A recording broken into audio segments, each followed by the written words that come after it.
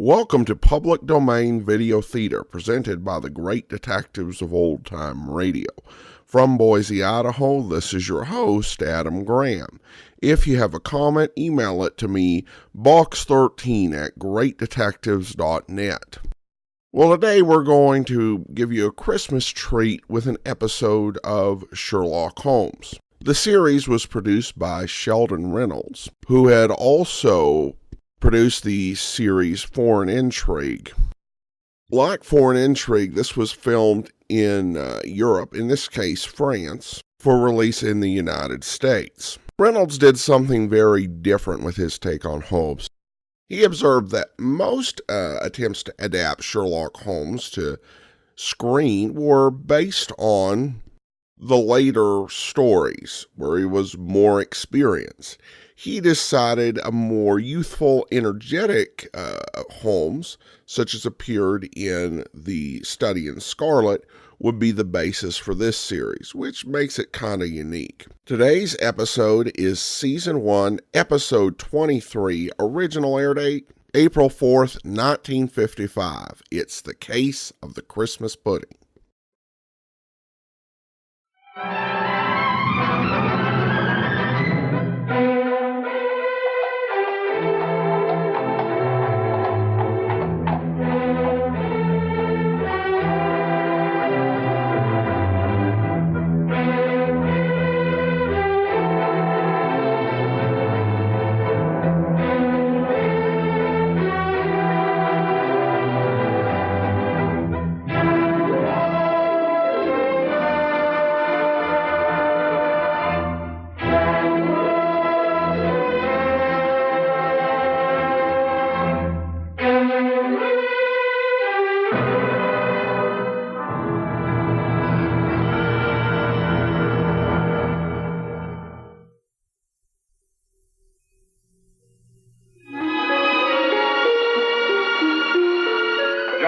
Norton, you have been tried and have been found guilty of murder in the first degree.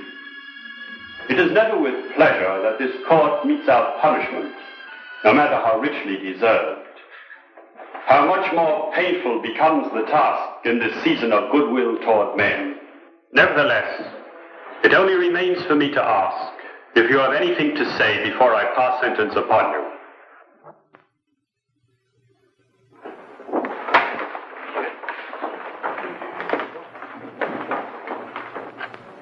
John Henry Norton, you shall be returned to the place from whence you were taken, and from there, at the time and place to be arranged, you shall be hanged by the neck until you are dead.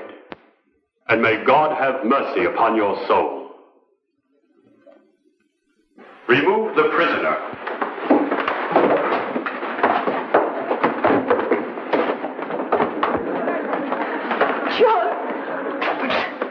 Oh, never mind, my darling. Just remember to bring me my Christmas pudding. John? There's a long way between a sentence and the end of a rope, Mr. Holmes. I'll kill you before I die!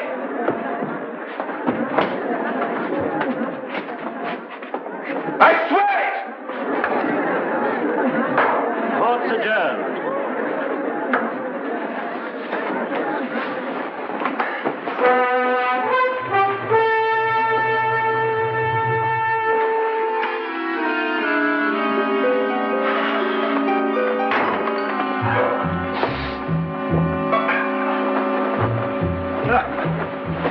Well, what a way to begin Christmas.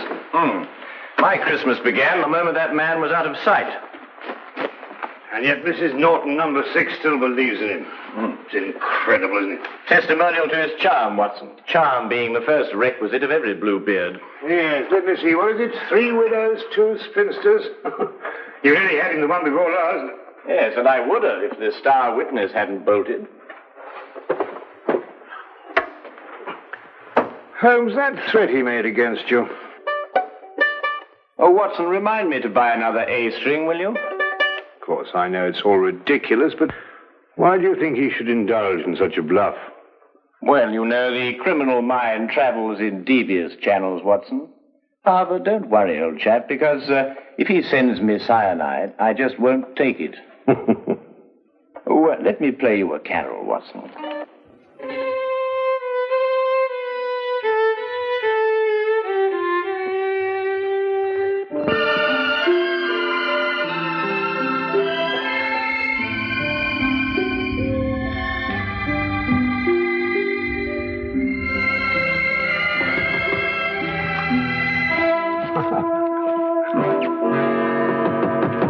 Find this in the letterbox. Oh, thank you, Watson.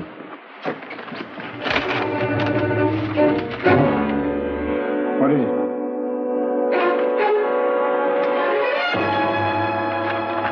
Soon? Well, what does that mean? John Henry Norton, striking terror. From prison? He has friends outside. What are you going to do? I'm going to Newgate Prison. We've taken every possible precaution, Mr. Holmes. For example, his food is served already cut, bones removed on wooden dishes, wooden spoons and forks. All the furniture in his cell is fastened down. But you can see for yourself if you wish. Thank you, I should like to.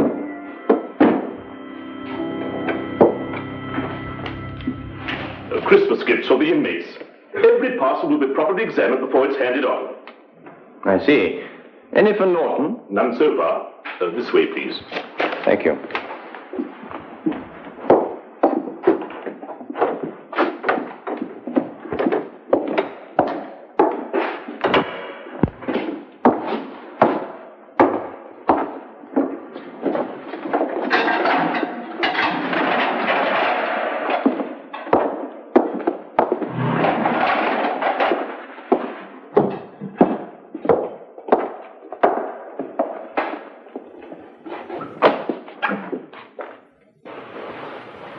What do you want?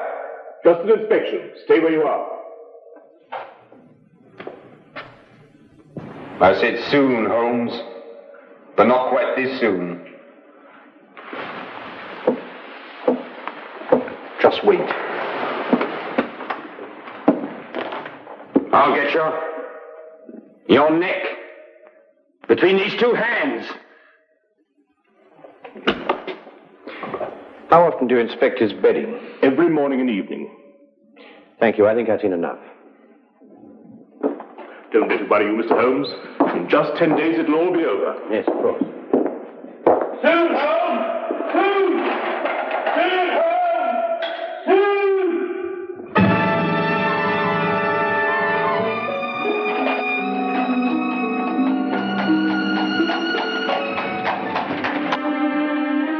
Well, I must say that visit put my mind at ease. It did? No, didn't yours? Norton's whole career has been built on his ability to inspire confidence. I believe him, Watson. What? You mean you think he's going to kill you? I believe he's going to try. But, my dear fellow, you've seen yourself. How could he get out? That's the question, Watson. Come in.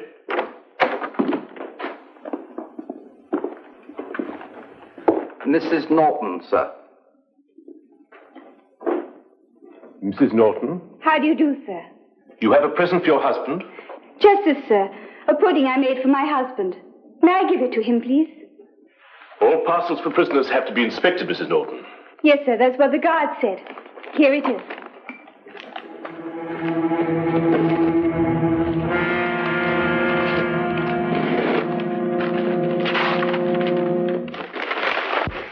I'm not very much of a cook, sir, but I do make a nice Christmas pudding. Well, I'm afraid I shall have to spoil its looks a bit. Still, I expect it will taste just as good.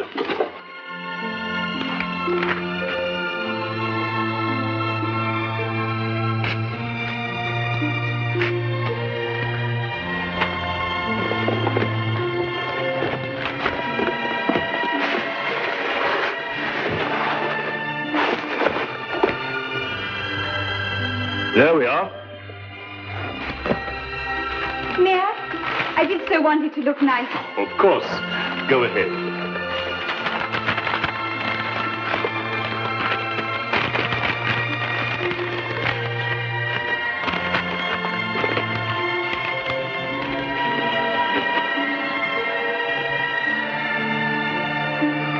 Simmons?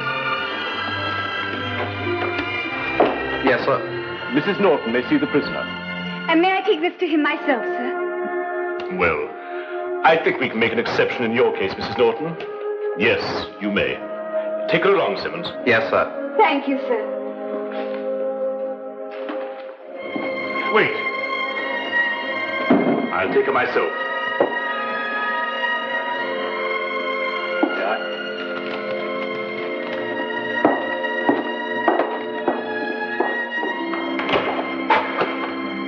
You have a visitor, Norton. John, I bought your Christmas pudding. May I?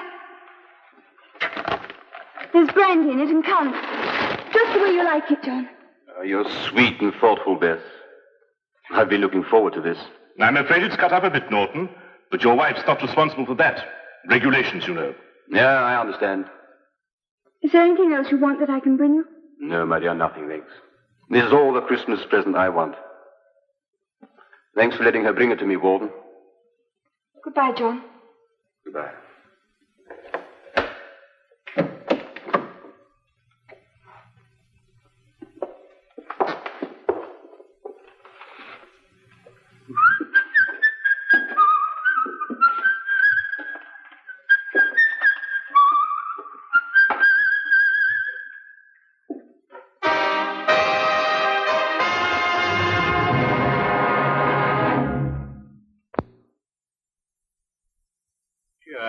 An ominous cloud continued to hang over our Baker Street flat, for all that either of us could do to dispel it. It was Christmas, but there was still the condemned man's threat. If Holmes didn't make light of it, how could I? Merry Christmas, sir. And a very Merry Christmas to you. Thank you, sir. Go on, old girl.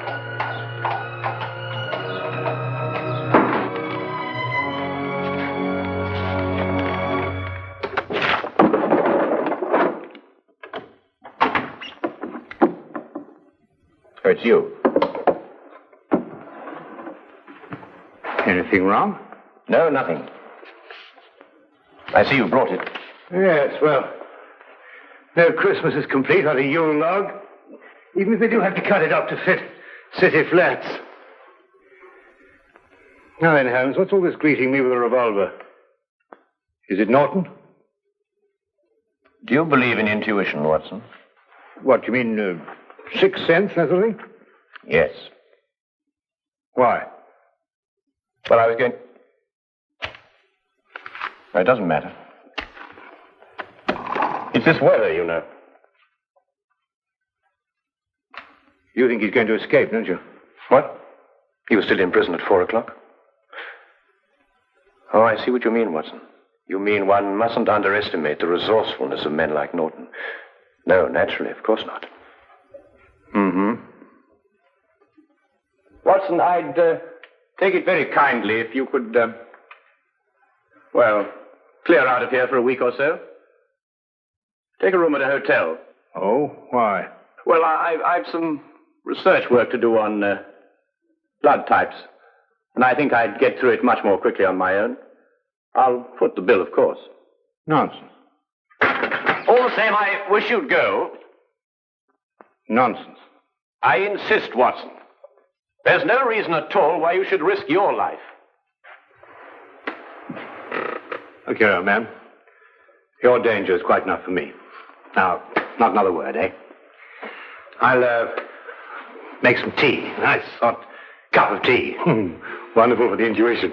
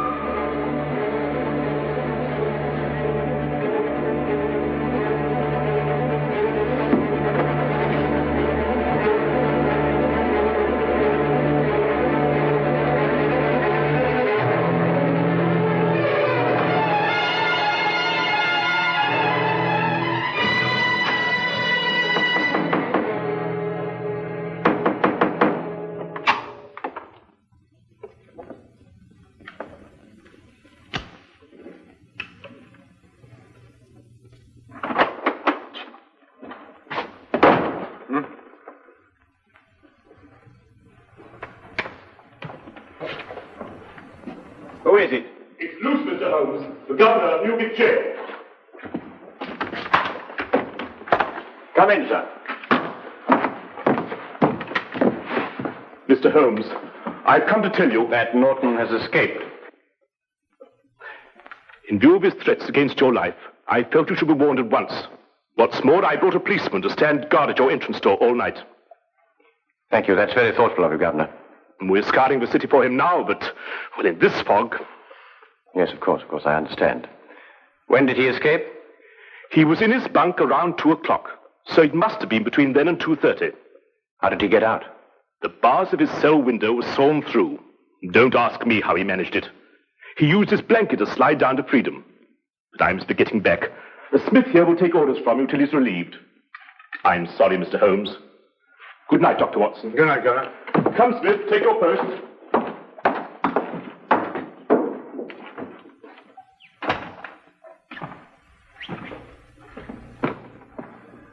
How on earth did he get hold of a hacksaw? That's not important now, Watson.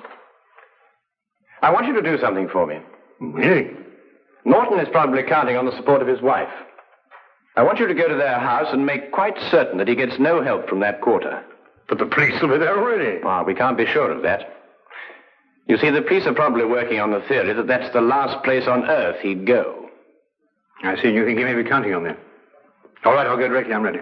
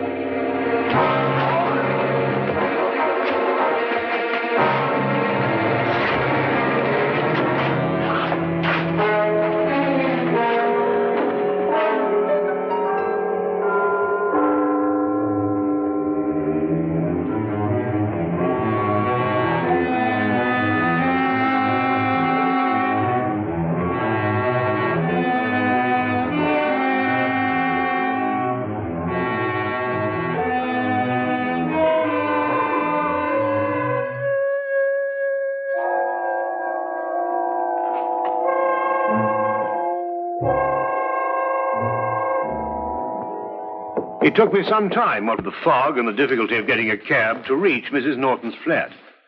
When I arrived, the police were already there, making sure that Mrs. Norton did not leave. Of course, Holmes had known they would be, and I suddenly realized he had pushed me out of the flat so that I would not be exposed to danger. I started back at once.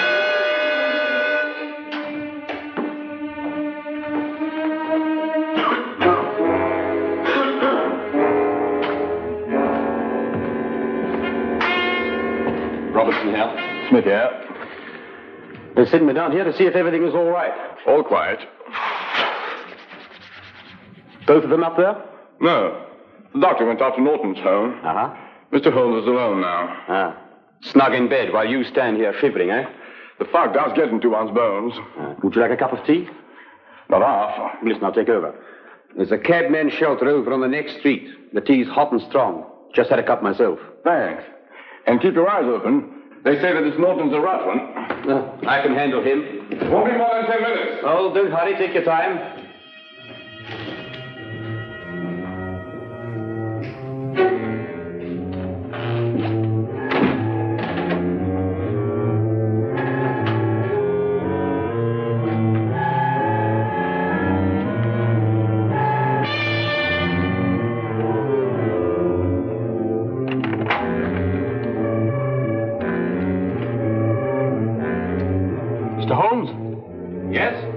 I have a message for you from the warden, sir.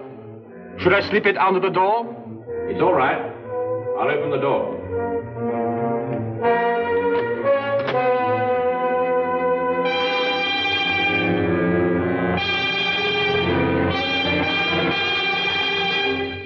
Mr. Holmes? Yes, over here.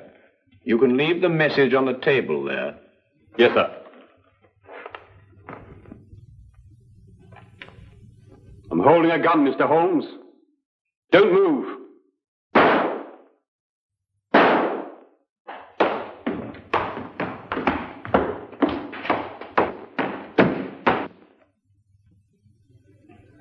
Told you I'd get you, Mr. Holmes. Now they'll get me. But I don't care. I've had my revenge.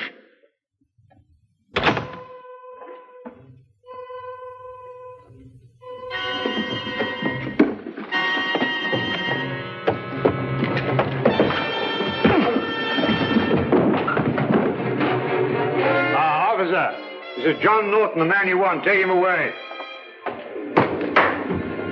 Holmes! Are you all right? Perfectly all right, thank you, Watson.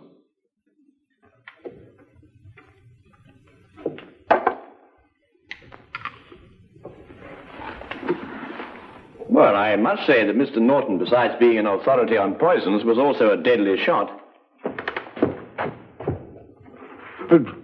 Well, what happened? Well, I was waiting here for him, and when he arrived, he destroyed what he thought was me. So that's why you sent me on that fool's errand. Well, I thought it was safer for you. But you might have been killed. Really, Holmes, you must leave this sort of thing to people who are more used to it. Oh, now, really, Watson, you don't mean to say that you're... Now, you listen to me. The next time this sort of thing happens, I'm going to have you locked up for your own good. The very idea. I'm absolutely furious. Why, I just don't know. Sometimes I think you just need a nurse. Someone passed him a hacksaw. I want that man. It's up to you to find him. I'll give you 24 hours. Otherwise, every guard who's on duty in that wing will be dismissed. Do you understand? But, sir... Find him! Those are orders.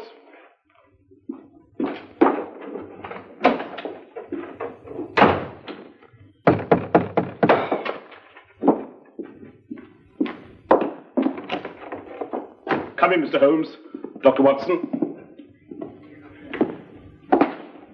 I've just issued an ultimatum to my staff. I want them to find the man who passed Norton that hacksaw. Yes, so we heard. I couldn't have believed that I'd had a man working for me who could be bribed. But that's the only explanation. Perhaps, and then again, perhaps not. There were some packages on this table. Gifts for the prisoners. Has anything arrived subsequently for Norton? Yes, a pudding. But I examined it myself. Well, that's hardly the place to hide a hacksaw, Holmes. No, I suppose not, Watson. Might we inspect the cell, please? If you wish, but you won't find anything there to help you. This way.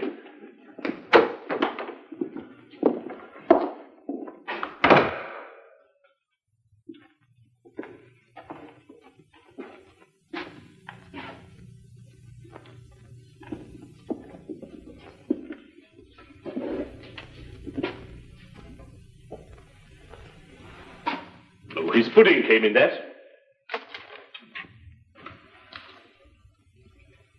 Here's your answer, Governor. Oh, come now, Holmes. A cardboard box with a bit of fancy string round it. Who passed this to Norton?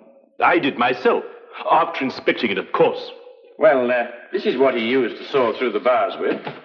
That? Watch.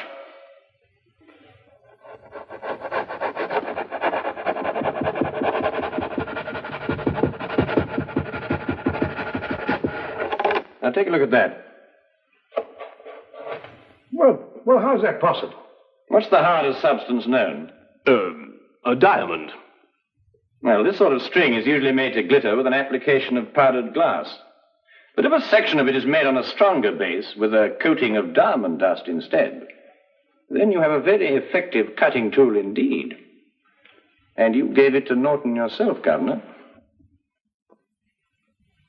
It's extraordinary. Not extraordinary at all, my dear Watson. Really quite ordinary.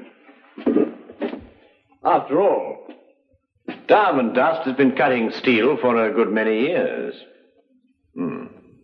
Shall we go? Oh, Merry Christmas, Governor. Of course. Merry Christmas, Dr. Holmes. Mr. Holmes, Dr. Watson. A very Merry Christmas.